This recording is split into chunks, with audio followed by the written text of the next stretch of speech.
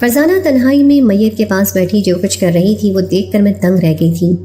میں آہستہ سے اس کے قریب گئی اور اس کے کندھے پہ ہاتھ رکھا تو وہ بری طرح چونک گئی اور مجھے دیکھتی ہی مسکرا کر کہنے لگی، شکر ہے شائستہ کہ تم ہو، میں تو ڈر ہی گئی تھی۔ میں نے حیرت سے فرزانہ سے پوچھا کہ تم یہ کیا کر رہی ہو اور ڈرنے والی کیا بات ہے؟ ہم تو یہاں اپنا کام کرنے کے لیے آئے ہیں۔ اس نے فوراً ہونٹوں پر انگلی رکھ کر مجھے خاموش رہنے کا اشارہ کیا۔ اس کے انداز دیکھ کر مجھے سمجھ نہیں آ رہی تھی کہ اسے اچانک کیا ہو گیا ہے۔ یہ ایک 50 سال کی عورت کی میت تھی جسے میں اور فرزانہ غسل دینے کے لیے یہاں آئے تھے۔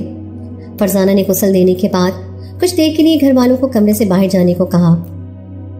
میں سوچ رہی تھی کہ فرزانہ کو میت کے گھر والوں کو علیحدہ کرنے کی کیا ضرورت پیش آ گئی تھی۔ آج تک تو ہم نے ایسا کچھ نہیں کیا تھا اور نہ ہی ایسے کسی عمل کی ضرورت تھی، اور یہی دیکھنے کے لیے جب میں اس کمرے میں واپس پہنچی جہاں فرزانہ میت کے ساتھ موجود تھی تو فرزانہ مجھے کچھ ایسا کرتی دکھائی دی جو بہت حیران کن تھا۔ میں جاننا چاہتی تھی کہ اس نے یہ کیا کیا ہے، لیکن جس طرح اس نے مجھے خاموش رہنے کا اشارہ دیا تھا میں نہ چاہتے ہوئے بھی چپ ہو گئی تھی، لیکن میرے دل میں بہت سے سوال سر اٹھا رہے تھے۔ تھوڑی دیر بعد ہم جب اپنے کام سے فارغ ہو کر اس گھر سے باہر نکلے تو میں نے فوراً ہی فرزانہ سے سوال کیا کہ تم آخر یہ سب کیا کر رہی تھی؟ فرزانہ نے ایک سرد آہ بھری اور کہنے لگی، یار ہم کب تک فی سبیل اللہ کام کرتے رہیں گے؟ انسان کی اپنی بھی لاکھوں ضروریات ہوتی ہیں، مجھے بھی پیسوں کی ضرورت ہے، اس لیے میں نے اب پیسوں کے لیے کام کرنا شروع کر دیا ہے۔ فرزانہ کی بات میرے سر سے گزر گئی تھی کیونکہ ہم نے تو میت کے گھر والوں سے کوئی پیسے نہیں لیے تھے، پھر وہ کس طرح پیسے کمانے کی بات کر رہی تھی، اور جو کچھ وہ میت کے ساتھ کر رہی تھی اس کا پیسوں سے کیا تعلق تھا؟ فرزانہ کہنے لگی، تمہیں اتنا سوچنے کی ضرورت نہیں ہے، وقت کے ساتھ ساتھ تم بھی سب جان جاؤ گی کہ میں کچھ غلط نہیں کر رہی ہوں۔ ویسے بھی انسان اپنی ضروریات کے تحت پیسے لے سکتا ہے، اس میں کوئی برائی نہیں ہے۔ فرزانہ کے حالات واقعی بہت خراب تھے، اس لیے میں اس کی بات سن کر خاموش ہو گئی کہ شاید وہ میت کے گھر والوں سے پیسے لے رہی ہے اور جس کے بارے میں مجھے کچھ علم نہیں ہے۔ مجھے کیونکہ پیسوں کی ضرورت نہیں تھی اس لیے میں نے اس طرف دھیان نہیں دیا تھا۔ ایسے ہی دن گزرنے لگے اور پھر فرزانہ ہر میت میں ایسا ہی کرتی۔ میں اس کے کہنے پہ سب گھر کی عورتوں کو کچھ دیر کے لیے میت کے پاس سے باہر نکالتی اور فرزانہ اتنی دیر میں نہ جانے میت کے پاس بیٹھ کر کیا کرتی۔ جب میرا تجسس حد سے زیادہ بڑھا اور میں نے فرزانہ سے اسٹارٹ کیا کہ وہ مجھے بھی بتائے کہ وہ کس طرح پیسے کما رہی ہے، تو فرزانہ نے بتایا کہ وہ ایک بزرگ سے رابطے میں ہے اور وہ بزرگ اسے دعاؤں کی پرچیاں دیتے ہیں۔ وہ دعا کی پرچیاں میت کے منہ میں رکھنی ہوتی ہیں جس سے بہت سے دکھی دلوں کی مرادیں پوری ہو جاتی ہیں۔ فرزانہ کی بات سن کر میں حیران رہ گئی کہ یہ دعائیں پوری کروانے کا کون سا طریقہ ہے؟ میت کے منہ میں کسی بھی قسم کی پرچی رکھنا ٹھیک نہیں ہے، اور وہ بھی گھر والوں سے چھپا کر۔ میں نے اسے تنبیہ کی کہ وہ ایسا نہ کرے، اگر کبھی کسی کے گھر والوں کو پتہ چل گیا تو مصیبت آ جائے گی، اور سب سے بڑھ کر یہ کہ یہ ایک غیر شرعی عمل ہے۔ فرزانہ مسکرا کر کہنے لگی کہ تمہیں غلط فہمی ہوئی ہے، یہ کام غلط کیسے ہو سکتا ہے جس سے دکھی دلوں کی دعائیں ہمیں لگتی ہیں؟ تم خود سوچو کہ لوگ اپنے مسئلوں میں کس قدر پریشان ہیں، اگر ہمارے ایک ذرا سے عمل سے ان کی پریشانیاں ختم ہو جائیں گی تو وہ بھی ہمیں دعائیں دیں گے اور میت کو تکلیف بھی نہیں پہنچے گی۔ فرزانہ کو اس میٹھے انداز میں بات کرنے کی عادت تھی کہ اس کی غلط بات بھی مجھے صحیح لگتی تھی، اور اس بات پر بھی میں راضی ہو گئی تھی کہ وہ ٹھیک ہی تو کہہ رہی تھی۔ پتہ نہیں کتنے لوگ پریشان ہیں، اور اگر اس طرح سے کسی کی پریشانی ختم ہوتی ہے تو ہمیں وسیلہ بننے میں کوئی اعتراض نہیں ہونا چاہیے تھا۔ ویسے بھی کوئی بزرگ ہمیں کوئی غلط کام کرنے کا کیوں کہے گا؟ دن تیزی سے گزرتے چلے گئے اور آہستہ آہستہ میں بھی اس بات کی عادی ہو گئی کہ میت کے غسل کے وقت یا کچھ دیر بعد میں خود ہی لوگوں کو اس جگہ سے علیحدہ کر دیتی۔ کبھی کبھی فرزانہ میرے ہاتھ سے بھی وہ چھوٹا سا کاغذ میت کی زبان کے نیچے رکھوا دیا کرتی تھی۔ مجھے بھی یہ عمل مشکل نہیں لگا تھا، اور میں نے دیکھا تھا کہ فرزانہ کے سارے مسائل اس عمل کے بعد سے ختم ہو گئے تھے۔ نہ ہی اب وہ پیسوں کا رونا روتی تھی اور نہ ہی اسے کوئی فکر ستاتی تھی۔ بس فرزانہ نے مجھے سختی سے اس بات کی تاکید کی تھی کہ اس بزرگ نے یہ عمل کسی کو بھی بتانے سے منع کیا ہے، ورنہ اس کی ساری پڑھائی بیکار جائے گی۔ فرزانہ کی اس بات پر میں نے بھی اپنی زبان کو تالا لگا لیا تھا۔ یہ بات میرے اور فرزانہ کے علاوہ کوئی نہیں جانتا تھا، لیکن مجھے کیا معلوم تھا کہ یہ بات اتنی معمولی نہیں جتنی میں سمجھ رہی تھی، اور ایک نہ ایک دن مجھے میرے کیے کی سزا ملنی تھی۔ میں جس بات کو بہت ہی آسان اور معمولی سمجھ رہی تھی اس کی بدولت جو کچھ میرے ساتھ ہوا وہ ناقابل بیان تھا اور رونگٹے کھڑے کر دینے کے لیے کافی تھا، جسے جان کر شاید آپ کے سر پہ بھی آسمان گر پڑے گا۔ فرزانہ نے مجھے جس راستے پہ لگایا تھا اس کا انجام کیسا تھا میں اس بات سے ناواقف تھی، اور جب مجھے علم ہوا تب تک پانی سر سے گزر چکا تھا۔ میرا نام شائستہ ہے اور میں میتوں کو غسل دیا کرتی تھی، اور سالوں سے میں یہ کام فی سبیل اللہ ہی کر رہی تھی۔ میں نے کبھی کسی سے کوئی پیسہ نہیں لیا تھا۔ دن ہو یا رات لوگ میری دہلیز پر آتے اور مجھے اپنے ساتھ لے کر جاتے۔ نہ ہی کبھی میں نے انکار کیا تھا اور نہ ہی میرے گھر والوں نے مجھے اس کام سے روکا تھا۔ دور دور تک میری شہرت تھی کہ کسی بھی میت کو آدھی رات کو بھی غسل دینا ہو تو باجی شائستہ کبھی انکار نہیں کرتی، بلکہ دوڑی دوڑی چلی آتی ہیں۔ لوگ مجھ سے بہت عقیدت رکھتے تھے اور ہر کوئی مجھے بہت زیادہ چاہتا تھا۔ میں بہت خوش تھی کیونکہ میں جانتی تھی کہ میرا کام کا اجر کتنا ہے، اور میں اپنے کام سے پوری طرح مطمئن تھی۔ اور پھر میرے گھر والوں نے میری شادی نعمان سے کروا دی۔ وہ بہت ہی اچھا لڑکا تھا۔ اس نے شادی کے بعد مجھے خود اس بات کی اجازت دی کہ میں اس نیک کام کو جاری رکھ سکتی ہوں۔ نہ ہی میرے سسرال میں کسی کو اس بات پر اعتراض تھا اور نہ ہی کبھی ان کی طرف سے کوئی روک ٹوک ہوئی تھی۔ جب جہاں سے بلاوا آتا میں فوراً ہی دوڑی چلی جاتی اور میت کو غسل دے کر واپس لوٹ آتی۔ شادی کے کچھ ہی مہینوں بعد میری دوستی فرزانہ سے ہوئی۔ وہ بھی میت کو غسل دیا کرتی تھی اور میری اس ملاقات محلے کی ایک میت میں ہی ہوئی۔ اس نے مجھ سے دوستی کر لی اور ہماری دوستی کا سلسلہ چل نکلا۔ اب جہاں بھی کسی میت کو غسل دینا ہوتا تو میں اکیلی جانے کے بجائے فرزانہ کو بھی ساتھ لے جاتی، اور یوں ہم دونوں نے مل کر غسل کا کام شروع کر دیا۔ میری اور فرزانہ کی دوستی وقت کے ساتھ ساتھ گہری ہوتی چلی گئی اور نعمان کے ساتھ میری شادی شدہ زندگی بھی اچھی گزرنے لگی۔ لیکن پھر کچھ ایسا ہوا جس نے بالکل ہی مجھے حیران کر دیا۔ فرزانہ کے حالات اچھے نہیں تھے۔ اس کا شوہر مر چکا تھا اور وہ پیسوں کی تنگی کا شکار تھی، اس لیے اس نے پیسوں کی خاطر کسی بزرگ کے لیے کام کرنا شروع کر دیا۔ نعمان کی کمائی بہت اچھی تھی اور مجھے پیسوں کی ضرورت نہیں تھی، اس لیے نہ ہی میں نے یہ کبھی جاننا چاہا کہ وہ کس کے لیے کام کرتی ہے، اور نہ ہی میں اتنی زیادہ کام کی تفصیل میں گئی۔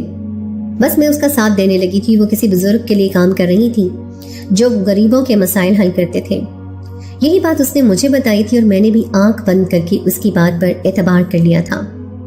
اسے دیکھ کر میں اس قدر اس چیز کی عادی ہو گئی تھی کہ جب کبھی وہ مجھ سے یہ کام کرنے کو کہتی تو میں انکار نہ کرتی، بلکہ بآسانی اس کا کام خود کر دیا کرتی تھی۔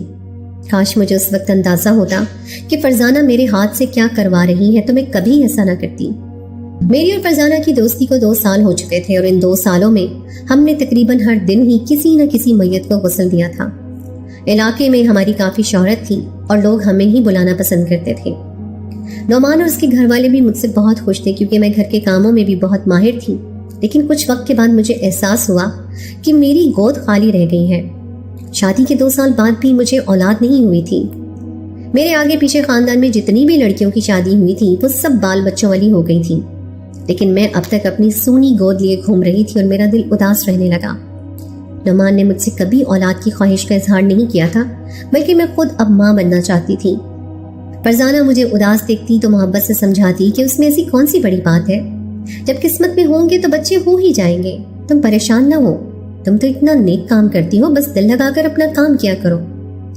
فرزانہ عمر میں مجھ سے کافی بڑی تھی اور اس کا کام میں بھی بہت پرانی تھی۔ وہی مجھے ہر بات سمجھایا کرتی تھی اور میں اس کے ماتحت چلنے لگی تھی۔ اور پھر فرزانہ کے بیٹے کا اچانک ہی چھت سے گر کر انتقال ہوا تو اس کی حالت بہت زیادہ خراب ہو گئی اور میں اکیلی ہی میت کو غسل دینے لگی۔ لیکن بیٹے کی موت کے بعد کیونکہ فرزانہ کے حالات پہلے سے بھی زیادہ خراب ہو گئے تھے، اسی لیے وہ اپنا کام مجھ سے کروانے لگی، اور اب میں اکیلے ہی اس کام میں ماہر ہو چکی تھی کہ گھر والوں کی موجودگی میں بھی بآسانی میت کی زبان کے نیچے وہ سفید کاغذ رکھ دیا کرتی تھی اور کسی کو کانوں کان خبر تک نہیں ہوتی تھی۔ اس عمل کے بدلے جو بھی پیسے حاصل ہوتے تھے وہ فرزانہ کو ہی ملتے تھے۔ میں نے کبھی ان پیسوں کی لالچ ہی نہیں کی تھی، میں تو اپنی دوست کی مدد کر رہی تھی۔ میں اکثر فرزانہ سے کہتی کہ اپنے بزرگ سے کہو کہ میری اولاد کے لیے بھی کوئی دعا کرے، کیونکہ میں اس طرح زندگی نہیں گزارنا چاہتی۔ فرزانہ مجھے تسلی دیتی اور کہتی فکر نہ کرو، جلدی تمہاری گود بھی بھر جائے گی۔ مجھے دیکھو، میں اولاد ہوتے ہوئے بھی بے اولاد ہو گئی۔ پہلے میرا شوہر چلا گیا اور اب میرا اکلوتا بیٹا بھی ہمیشہ کے لیے مجھے چھوڑ گیا۔ میرا غم تو تم سے کہیں زیادہ بڑا ہے۔ اس کی بات پر میں خاموش ہو جاتی کیونکہ وہ تو ٹھیک ہی کہہ رہی تھی۔ اس نے تو اپنا شوہر بھی کھو دیا تھا اور اولاد بھی۔ پتہ نہیں کیوں اس قدر آزمائشیں اس کا مقدر بن گئی تھی۔ میری تو شادی کو صرف 2 سال ہی ہوئے تھے اور مجھے اللہ سے اچھے کی امید تھی۔ دن تیزی سے گزر رہے تھے اور پھر ایک دن میرے شوہر نے مجھے یہ خوشی کی خبر سنائی کہ وہ مجھے اپنے ساتھ اللہ کے گھر لے کر جا رہے ہیں۔ ہم حج کی ادائیگی کریں گے، اور یہ خبر سن کر میں خوشی سے جھوم اٹھی۔ میں نے بہت زور و شور سے تیاریاں کی اور فرزانہ سے کہہ دیا کہ اب وہ کچھ دن کے لیے اس نیک کام کو انجام دے، کیونکہ میں اللہ کے گھر جا رہی ہوں اور وہاں کچھ دن سکون سے گزاروں گی۔ فرزانہ نے بھی مجھے ڈھیروں دعائیں دی تھی اور پھر ہماری روانگی کا وقت آ گیا۔ میں ہوائی جہاز میں بیٹھی بہت خوش تھی، کیونکہ اپنے شوہر کا ہاتھ تھامے میں سفر پر روانہ ہو رہی تھی، جس کی آرزو کب سے میرے دل میں دبی ہوئی تھی۔ میں بیت اللہ کی زیارت کے لیے جا رہی تھی اور یہ میری زندگی کی ایک بہت بڑی خواہش تھی۔ 2.5 گھنٹے کا یہ سفر میری زندگی کا یادگار سفر تھا۔ بہت سی دعائیں تھیں جو میرے دل میں تھیں، جو مجھے وہاں جا کر مانگتی تھیں۔ میں بے اولاد تھی، مجھے اولاد کی خوشی چاہیے تھی۔ نعمان نے حج کے لیے 2 سالوں سے پیسے جمع کرنے شروع کر دیے تھے اور اب جا کر ہمارے نصیب میں یہ زیارت لکھی گئی تھی۔ میں نے سوچا تھا کہ میں اللہ کے گھر جا کر غلاف کعبہ پکڑ کر اولاد کے لیے بہت دعائیں مانگوں گی تو میری زندگی خوشیوں سے بھر جائے گی۔ میں نے یہ سن رکھا تھا کہ وہاں جو بھی دعا مانگی جائے وہ کبھی خالی نہیں لوٹ، اور میں بھی اس امید کو لے کر چلی تھی کہ اپنی زندگی کے سب سے بڑے خلا کو وہاں جا کر اپنی دعاؤں کے ذریعے پر کر لوں گی۔ فرزانہ کے حق میں بھی میں نے بہت سی دعائیں مانگنی تھی، اور اس بیچاری نے تو بہت ہی مشکل وقت دیکھا تھا۔ جب ہم سعودی عرب کی سرزمین پر اترے تو خوشی سے میرے قدم زمین پر ٹک ہی نہیں رہے تھے۔ ان وادیوں کو دیکھنے کی، یہاں کی ہواؤں کو محسوس کرنے کی جو خواہش تھی آج وہ پوری ہو گئی تھی۔ ہر قدم پر میں یہی سوچ کر سرشار تھی کہ 1400 سال پہلے یہاں میرے نبی کریم صلی اللہ علیہ وآلہ وسلم کے قدم مبارک پڑے ہوں گے۔ میں بس ہر منظر، ہر لمحے کو محسوس کر رہی تھی۔ نعمان بھی میرے ساتھ اس ماحول میں پوری طرح گم ہو چکے تھے۔ ہم اپنے ہوٹل پہنچ کر فریش ہوئے اور سونے کے لیے لیٹ گئے، لیکن نیند آنکھوں سے کوسوں دور تھی۔ اگلی صبح ہمیں عمرے کی ادائیگی کے لیے نکلنا تھا، اور یہ وقت ہم نے جیسے بہت ہی مشکل سے کاٹا تھا۔ ایک ایک پل بہت بھاری تھا۔ مجھے بس اللہ کے گھر کو دیکھنا تھا اور غلاف کعبہ کو پکڑ کر اپنی آنکھوں سے لگانا تھا۔ ہر مسلمان کی طرح یہ حسرت پیدائش سے میرے دل میں تھی، اور آنے والے سورج کے ساتھ اس کی تکمیل ہونی تھی۔ نماز فجر کے بعد نعمان نے احرام باندھا اور میرا ہاتھ پکڑ کر بیت اللہ کے لیے نکل گئے۔ کچھ دوری کا فاصلہ تھا اور یہ فاصلہ میں نے آنسوؤں میں گزارا تھا۔ ہر قدم پر لبیک کی صدا دل سے نکلتی تھی، اور پھر جیسے ہی ہم کعبہ کے صحن میں داخل ہوئے تو میں نے نعمان کی آواز سنی جو زاروں قطار رو رہے تھے۔ میں ان سے پوچھ رہی تھی کہ کیا ہوا ہے، اللہ کا گھر کہاں ہے، ہم خانہ کعبہ کب پہنچیں گے؟ لیکن میری بات کا جواب دینے کے بجائے وہ لبیک لبیک کہہ رہے تھے۔ میں حیران پریشان سی اپنی جگہ کھڑی تھی۔ میں بہت سے لوگ طواف کر رہے تھے، لیکن مجھے تو کچھ دکھائی نہیں دے رہا تھا سوائے اس خالی صحن کے۔ تو لوگ کس کے گھر طواف کر رہے تھے؟ جب میری بے چینی حد سے زیادہ بڑھی تو میں نے نعمان کو پکڑ کر جھنجھوڑ دیا۔ وہ بے خودی کی کیفیت میں تھے۔ ہوش میں آئے تو میں نے ان سے پوچھا کہ نعمان مجھے تو بتاؤ بیت اللہ کہاں ہے، میں بھی تو زیارت کروں، میں بھی تو کعبے کا غلاف پکڑ کر چوموں۔ میری بات سن کر وہ حیران ہوئے، کہنے لگے کہ اللہ کا گھر تمہارے بالکل سامنے ہے، کیا تمہیں نظر نہیں آ رہا؟ نعمان کی بات سن کر میں پریشانی سے یہاں وہاں دیکھنے لگی، لیکن مجھے تو سوائے سفید صحن کی اور کچھ دکھائی نہیں دے رہا تھا۔ میں نے روتے ہوئے نعمان سے کہا کہ نہیں، مجھے اللہ کا گھر دکھائی نہیں دے رہا۔ وہ پریشان ہو گئے اور کہنے لگے کہ تم کیسی باتیں کر رہی ہو شائستہ، یہاں ہزاروں لوگ موجود ہیں جو طواف کر رہے ہیں، اور تم کہہ رہی ہو کہ تمہیں اللہ کا گھر دکھائی نہیں دے رہا ہے۔ میں نے روتے ہوئے نعمان سے کہا کہ میری بات کا یقین کریں، مجھے یہاں کچھ دکھائی نہیں دے رہا۔ میں زاروں قطار رو رہی تھی۔ نعمان نے مجھے بہت مشکلوں سے سنبھالا اور کہنے لگے کہ تم نے ایسا کون سا گناہ کر دیا ہے جو تمہیں اللہ کا گھر ہی نظر نہیں آ رہا۔ جب میری حالت خراب ہونے لگی اور میں دھاڑے مار مار کر رونے لگی تو نعمان نے مجھے سنبھالا اور وہاں سے واپس لے کر چلے آئے۔ نہ ہی مجھے سمجھ پائی کہ میرے ساتھ کیا ہوا ہے، اور نہ ہی نعمان کو سمجھ آ رہی تھی۔ ہم دونوں بہت پریشان تھے۔ نعمان نے اپنے ایک عالم دوست کو فون لگایا اور ساری بات بتائی تو وہ سب سن کر کچھ دیر کے لیے خاموش ہو گیا، اور پھر کہنے لگا کہ اب اپنی بیوی کو اس پاک جگہ نہ لے کر جانا، میں تمہیں ایک عالم کا پتہ بھیج رہا ہوں، وہ میرا دوست ہے، وہ تمہاری رہنمائی کر دے گا۔ تھوڑی ہی دیر میں نعمان کے پاس پتہ آ گیا۔ نعمان بار بار مجھ سے پوچھ رہے تھے کہ بتاؤ تو صحیح شائستہ، تم نے ایسا کیا کیا ہے جو اتنی بڑی سزا ملی ہے؟ لیکن مجھے تو خود بھی معلوم نہیں تھا، میں ان کو کیا بتاتی۔ نعمان مجھے اس عالم دین کے پاس لے گئے جو پاکستانی تھا۔ اسے ہمارے آنے کی اطلاع مل چکی تھی۔ اس نے بہت ہی خوش دلی سے ہمارا استقبال کیا۔ میری تو رو رو کے بری حالت ہو چکی تھی۔ نعمان کا حال بھی کچھ بہتر نہیں تھا۔ اس نے ہمیں شربت پیش کیا اور پھر ساری بات جاننے کے بعد وہ مجھ سے مخاطب ہوا اور کہنے لگا کہ شائستہ اب آپ مجھے خود ایک ایک بات بتائیے کہ آپ کیا کرتی ہیں मैंने उन्हें बताया कि मैं मैयत को गुस्ल देने वाली औरत हूँ और मैं ये काम हमेशा फी सबीलिल्लाह करती हूँ।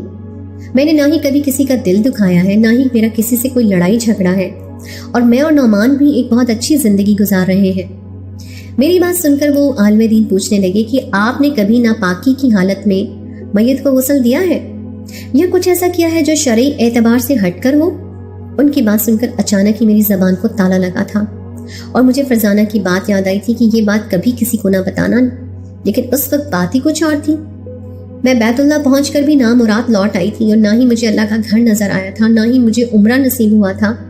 इसलिए मैंने डरते डरते उन्हें बताया कि मेरी दोस्त मुझसे मैयत की जबान के नीचे एक सफेद कागज रखवाती है और मुझे नहीं मालूम कि उसका कागज में क्या लिखा होता है। मेरी दोस्त ने ही मुझे बताया है कि वो कागज उसे कोई बुजुर्ग देते हैं और उसमें कुछ दुआएं होती हैं जिससे परेशान हाल लोगों के मसले हल हो जाते हैं। लेकिन मैंने कभी ये काम पैसे लेकर नहीं किया, बल्कि इस काम के जो भी पैसे मिलते हैं वो मेरी दोस्त रखती है, क्योंकि वो बहुत ज़रूरतमंद है और मैंने ये काम उसकी मदद के लिए किया है। मेरी बात सुनकर उस आलिम दीन के चेहरे का रंग बदल गया। वो कहने लगे, आप अगर इतने सालों से मैयत को गुस्ल देती हैं तो आपको ये बात अच्छी तरह मालूम होनी चाहिए कि जो शरई उसूल हैं उनसे हटकर ऐसा कुछ नहीं होना चाहिए जिससे मैयत को तकलीफ पहुंचे। आपने अपनी दोस्त के कहने पर आकर मैयत की जबान के नीचे कागज रख दिया, बिना ये जाने कि उस कागज में क्या लिखा है, उससे उस मैयत को कैसी तकलीफ पहुंच सकती है। क्या आप जानती हैं आपकी दोस्त ने आपके सीधेपन का फायदा उठाकर आपसे क्या कुछ करवा दिया है और आपकी वजह से उन मैयतों को कैसी तकलीफ पहुंची होगी? अगर सच में ही उस कागज में कोई दुआ होती तब भी ये अमल जायज नहीं था। नौमान जो मेरे बराबर बैठे थे ये सारी बात सुनकर दंग रह गए थे। उस आलिम दीन ने हमें बताया कि मेरी दोस्त फरजाना ने मुझे जो कागज मैयत की जबान के नीचे रखने के लिए दिया था वो किसी बुजुर्ग की दुआ नहीं बल्कि कोई गंदा इल्म था जो उस कागज पर लिखा हुआ था, और उसको करवाने से ना सिर्फ उस शख्स को तकलीफ पहुंचती है जिस पर वो किया गया हो, बल्कि जिस मैयत की जबान के नीचे वो कागज रखा गया है उसे भी उतनी ही तकलीफ पहुंचती है। और ये बात तो सभी जानते हैं कि दीन इस्लाम में जादू करना या करवाना कितना बड़ा गुनाह है, और फिर एक मैयत की जबान के नीचे काले इल्म की पर्ची रख देना तो बहुत ही बड़ा कबीरा गुनाह है। इसी वजह से आप लोग अब तक बेऔलाद हैं, क्योंकि जो कोई इस गंदे इल्म का हिस्सा बनता है वो कभी औलाद की खुशी नहीं देख पाता। आपकी दोस्त का शौहर भी इसीलिए इस दुनिया से रुखसत हो गया और उसका बेटा भी उसे छोड़ गया, क्योंकि इस इल्म ने उसके घर को पूरी तरह तबाह कर दिया है, और वो इस इल्म से कितना ही पैसा क्यों ना कमा ले कभी खुश नहीं रह सकती। उसका हाल तो क्या होगा अल्लाह बेहतर जानता है, लेकिन आपके साथ जो होना था वो हो चुका। आपका ये अमल अल्लाह के नजदीक इतना नापसंदीदा था कि अल्लाह ने आपको अपने घर की ज़ियारत भी नसीब ना होने दी। हर वो शख्स जो काला जादू या सफली इल्म करता है उसका दीन इस्लाम से कोई ताल्लुक नहीं रहता। आप भी दायरा इस्लाम से खारिज हो चुकी हैं। आपको अल्लाह से अपने गुनाहों की माफ़ी मांगनी होगी और दोबारा कलमा पढ़ना होगा। आपका आपके शौहर से भी शरई रिश्ता खत्म हो गया है। उस जालिम की बातों ने मेरे होश उड़ा दिए थे। मैंने जो कुछ भी किया था वो अनजाने में किया था, लेकिन ये मेरी गलती थी, क्योंकि मैं जानती थी कि ऐसा करना शरई तौर पर जायज नहीं है। मगर मैंने फरजाना की बातों में आकर ये गुनाह किया था। कई बार मुझे खुद भी ये लगा था कि जो मैं कर रही हूँ वो गलत है, लेकिन ना ही मैंने अपने आप को रोका था और ना ही किसी से मशवरा किया था। मैंने खुदा से अपने गुनाहों की माफ़ी मांगी, दोबारा कलमा पढ़कर मुसलमान हुई और खाना काबा में गई, लेकिन मुझे फिर भी अल्लाह के घर की ज़ियारत नसीब ना हुई। मैंने अब तक पता नहीं कितने मुर्दा दिलों को तकलीफ पहुंचाई थी। मुझे मेरे गुनाहों की माफ़ी न मिल सकी थी। मेरा और नौमान का रिश्ता भी ख़त्म हो गया था और हम वापस लौट आए थे। मैं फरजाना के पास गई और जब रोते हुए उसे सारी बात बताई तो वो भी ज़ारो कतार रोने लगी और रोते हुए कहने लगी कि वो जानती थी कि ये काला और गंदा इल्म है, लेकिन वो पैसे की लालच में आ गई थी। फरजाना की दोस्ती और उस पर अंधे एतबार ने मुझे कहीं का नहीं छोड़ा था। मेरे माँ बाप ने मुझे अपने घर में जगह दी थी, लेकिन कोई भी मुझसे बात नहीं करता था। सब जान गए थे कि मैंने क्या किया है और मुझे उसकी क्या सजा मिली है। मैं हर रोज खुदा के हुजूर पेश होती हूँ और अपने गुनाहों की माफ़ी मांगती हूँ। क्या पता किस दिन मुझे माफ़ी मिल जाए। मैयत को गुस्ल देना कोई मुश्किल अमल नहीं है, लेकिन हमें उसके लिए हमेशा गैर औरतों को बुलाना पड़ता है, जबकि अगर घर की औरतें मैयत को गुस्ल दें तो ये बात ज़्यादा अफसल है। बिल्कुल इसी तरह जैसे बाप के जनाजे को अगर बेटा पढ़ाए तो उसे ज़्यादा पसंदीदा करार दिया जाता है। दीन इस्लाम को सीखना बहुत ही आसान है, लेकिन हम लोग उसे सीखना ही नहीं चाहते। بلکہ ہر چھوٹی سی چھوٹی بات کے لیے باہر والوں کی طرف دیکھتے ہیں۔ میت کو غسل دینے کے لیے باہر سے لوگوں کو بلانے کا رواج بھی اسی لیے عام ہے۔ دین کو سیکھیے اور اپنے ہی گھر سے اس کی ابتدا کریں، یہی سب کے حق میں بہتر ہے۔